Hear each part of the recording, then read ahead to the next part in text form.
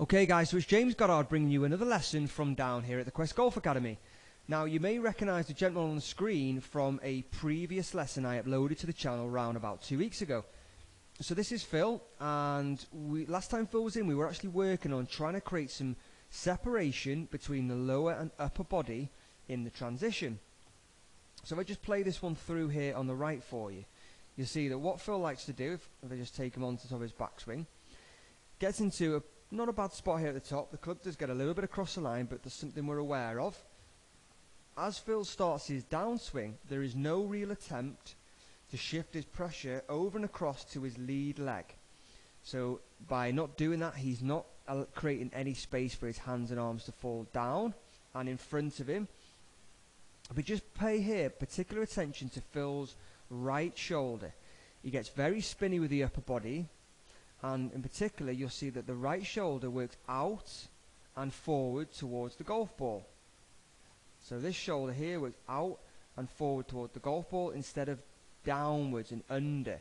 So he gets a high right shoulder, and what that does, it kicks his hands and arms out and gets the shaft very steep coming down, and that was resulting in that shot where his path was very much to the left and he was getting that weak and cutty ball flight. So I still wanted to work on creating the separation in Phil's transition, but I also wanted to try and target the right shoulder in particular today. So if you hop over to the left, you'll see we've got Phil working with a drill where we're using a rugby ball. Now ideally here we'd use a medicine ball, as it's just got a little bit more weight, and it would just help Phil maintain his posture angles throughout this drill.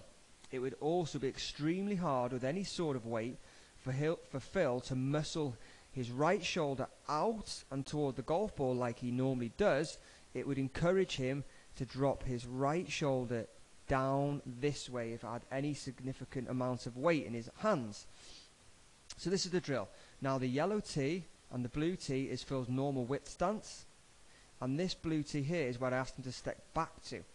So he started with his hands slightly further forward, and all I asked Phil to do was, as he brought his hands to this point here, now he would start transferring that pressure forward to his lead leg. So there's the separation part of the drill done. From this point, I said nothing other than I wanted Phil to maintain his posture, so couldn't lose those angles, and throw the ball up as high as he possibly could into a window up here. So what that's going to do is that's going to make Phil get his right shoulder working more down this way to go up and under that way. Just look at the difference here. So let me just play this one through. So now his right shoulder works down and under instead of out and toward the golf ball. And just look now at that for an impact position. You can see he's maintained his posture angles much better. He's got this angle here. Fantastic. So we did around 30 minutes of this, and then we introduced the golf clubs. I didn't want to actually hit any shots just yet. Now we introduced the golf club using the same drill. And if I just quickly, I'll just refresh your memory on what he did here on the right.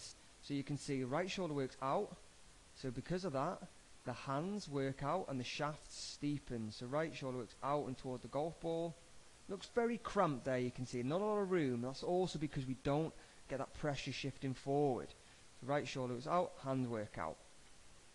If I just take him through there where the club's just exited on the right. Now, look at the difference here. So same drill, started with the club pressed slightly forward, stepped back. Now, as he brought the club back, Phil would step forward. So there's the separation part. We're getting him doing it early. Now this is a drill. He'd never do this in the golf swing, but this is a drill to help him get the feeling of getting that pressure shifting forward. So we go to the top of the backswing, and now watch that right shoulder work down and more this way. And in turn, watch what it does to the shaft and his hands and arms. So now the hands and arms don't work out. The shaft is shallow and lovely. Last parallel here, we get him and he's putting be straight down his target line. If I just take him on and through to impact, you're going to see the real difference. Look how his right knee is kicked in towards the left. His foot has stayed planted. It's just starting to peel off. But look at the, more importantly, look at the difference in how well he's retained his posture angles here.